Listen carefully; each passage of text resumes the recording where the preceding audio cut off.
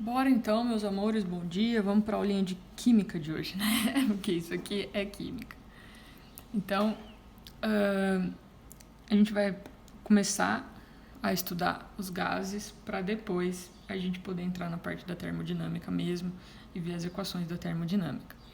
A maioria dessas coisas vocês já viram na química, mas os gases também são objeto de estudo na física, então a gente vai ter que ver de novo, tá? Então vamos lá, as variáveis de estado de um gás, elas são as grandezas que eu uso para descrever o gás. Como assim? Pensa em movimento, por exemplo. Para descrever um movimento, eu preciso de velocidade, aceleração, espaço e tempo. Para descrever um gás, eu preciso de pressão, temperatura e volume. São essas as grandezas que eu uso para descrever um gás, tá? Pressão a gente representa por P.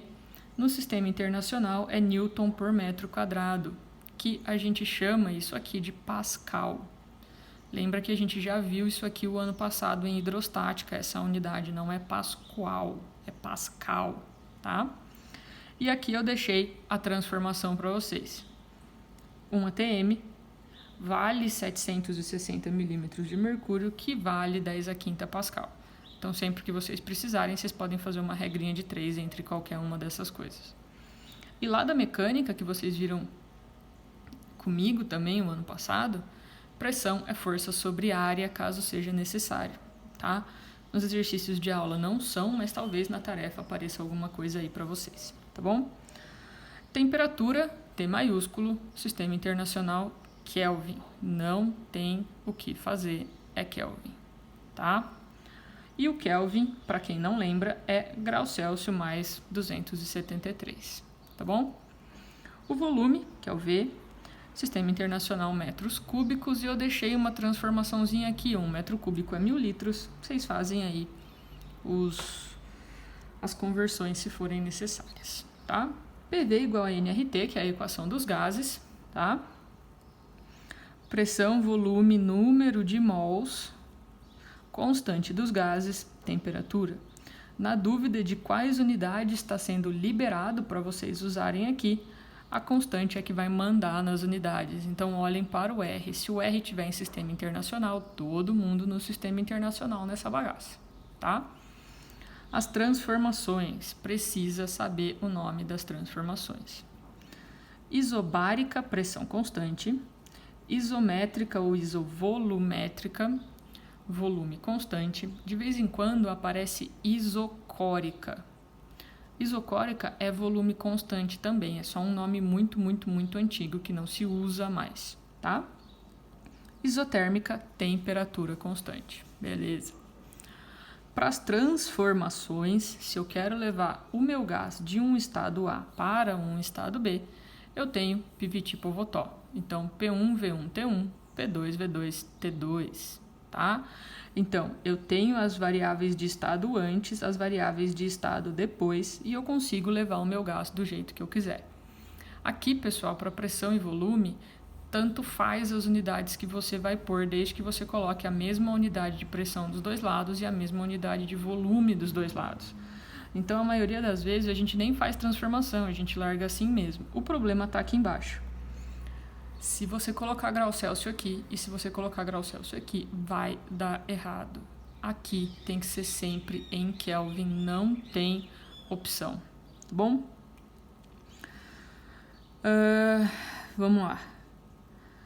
Se eu tenho, por exemplo, pressão constante, eu posso tirar a pressão dos dois lados e eu vou ficar volume por temperatura.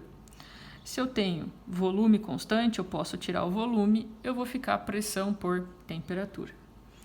Se por acaso eu tenho temperatura constante, eu posso tirar a temperatura e eu vou ficar com pressão e volume. Então, é muito importante saber quem que é quem para saber se eu posso tirar alguém da minha equação, tá? Quem não vai mudar. O diagrama PV é o diagrama mais importante que a gente tem aí nessa parte de termodinâmica. Tá? Então vamos lá, sempre que eu tiver uma reta vertical num diagrama PV, eu tenho uma transformação a volume constante, ou seja, isométrica ou isovolumétrica. Sempre que num diagrama PV eu tenho uma reta horizontal, eu tenho uma pressão constante, eu tenho uma isobárica. E sempre que eu tenho a barriguinha aqui, ó, eu tenho a pressão e o volume mudando. Então não muda o terceiro cara, que é a temperatura. Então isso aqui é uma isoterma num diagrama PV, tá?